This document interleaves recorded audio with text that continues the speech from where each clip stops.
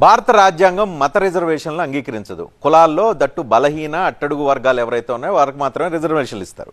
అయితే బలహీన వర్గాలకు రిజర్వేషన్లు ఇచ్చే విధంగా భారత రాజ్యాంగంలోని ఆర్టికల్ 16/4 ప్రకారం ఒక అవకాశం ఉంది.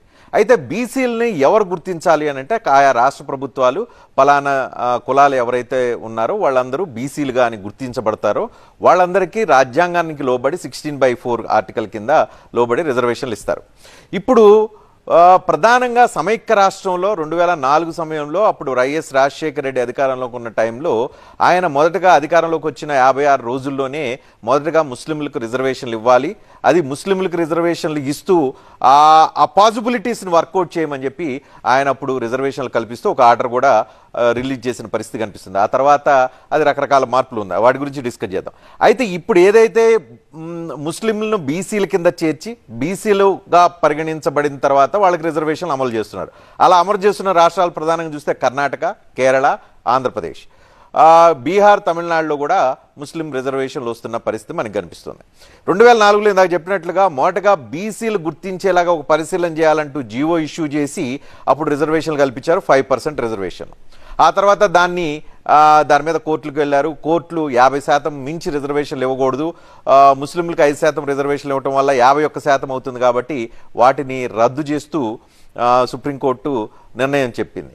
అయితే దానిలో బీసీల్లోకి ముస్లింలను బీసీ జాబితాలో వేయటం ద్వారా 14 ముస్లింలో ఉన్న 14 కులాలు ఏవైతే ఉన్నాయో బీసీల జాబితాలో ఉన్నవాళ్ళు ముస్లిం జాబితాలో ఉన్నవాళ్ళు వాళ్ళని బీసీలుగా పరిగణించి అప్పుడు వాళ్ళకి రిజర్వేషన్లు అప్లై చేసిన పరిస్థితి కనిపిస్తుంది. దట్టు 50% లోబడి ఉండాలి కాబట్టి 4% రిజర్వేషన్లు ఇంప్లిమెంట్ చేశారు. ఇది సమైక్య రాష్ట్రంలో మొదటగా ఇక్కడ స్టార్ట్ అయింది. ఆ తర్వాత రాష్ట్ర విభజన జరిగింది. 2 రాష్ట్రాల్లో 4% రిజర్వేషన్లు ప్రస్తుతం అమలవుతోంది. ఆ తర్వాత పలు రాష్ట్రాలు ఇదే విషయాన్ని అడాప్ట్ చేసుకుని కేరళ, కర్ణాటక, ఇతరత్ర రాష్ట్రాలన్నీ ఇంప్లిమెంట్ చేస్తున్న పరిస్థితి కనిపిస్తుంది. ఇప్పుడు తాజాగా ఆంధ్రప్రదేశ్ను ప్రయోగశాలగా ఉపయోగించి మత రిజర్వేషన్లు ఎలా ఇంప్లిమెంట్ చేయాలని ఒక ప్రయత్నం జరిగింది. ఈ ప్రయత్నం ద్వారా ఎస్సీ, ఎస్టీ, బీసీ వాళ్ళు ఎవరైతే ఉన్నారో వాళ్ళ రిజర్వేషన్లు తగ్గుతున్నాయి అనేది ఇప్పుడు ప్రధానమంత్రి, భారతీయ జనతా పార్టీ వీళ్ళందరూ ఆర్గ్యుమెంట్ తీసుకొస్తూ ఉన్నారు. ప్రయోగశాల ప్రధానంగా మన తెలుగు రాష్ట్రాలు ఏవైతే ఉందో ప్రయోగశాలగా మారిందనే ఒక ఆలోచన ఇప్పుడు దేశవ్యాప్తంగా చర్చకు కారణమవుతున్న పరిస్థితి కనిపిస్తుంది. ముస్లింలకు రిజర్వేషన్లు రద్దు చేయాలన్న డిమాండు, రిజర్వేషన్లు ఇవ్వకూడదనే విషయం, రాజ్యాంగం వ్యతిరేకం అనే విషయం, ఇలాంటివన్నీ ఇప్పుడు వస్తున్న పరిస్థితి కనిపిస్తుంది.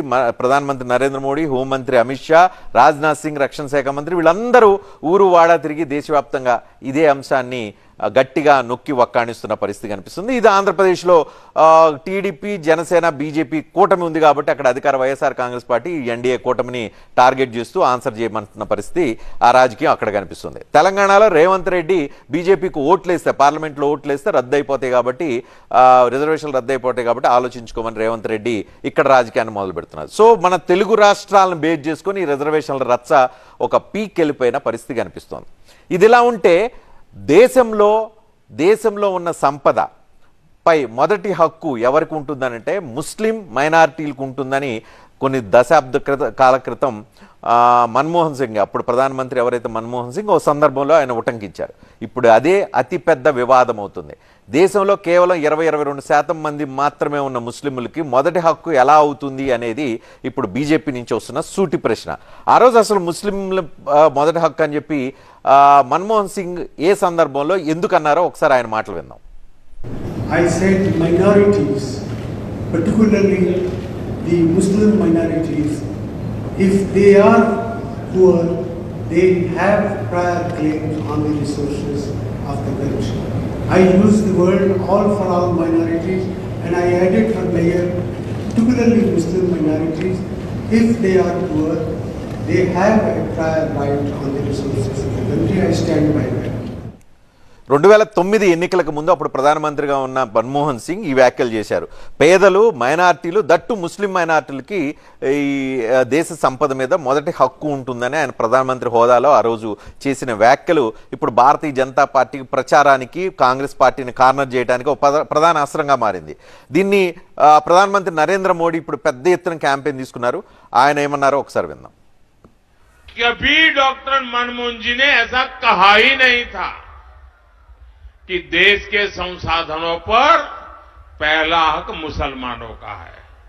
लेकिन साथियों, आज डॉक्टर मनमोहन सिंह जी का एक और पुराना वीडियो सामने आया है, जिसमें फिर से वो वही कह रहे हैं कि देश के संसाधनों पर पहला हक मुसलमानों का है। और ये वीडियो सामने आने के बाद कांग्रेस और उसका इकोसिस्टम जो आए दिन मोदी को गालियां देता था, आज उनको जैसे सांप सूंघ गया है, सांप सूंघ गया है। ఇప్పుడు దేశ రాజకీయాలని ప్రధానంగా ఎన్నికల్ని ఈ రెండు అంశాలు ప్రభావితం చేస్తున్నాయి. ఒకటి రిజర్వేషన్లు, రెండు దేశ సంపద మీద మొదటి హక్కు ఎవరిది.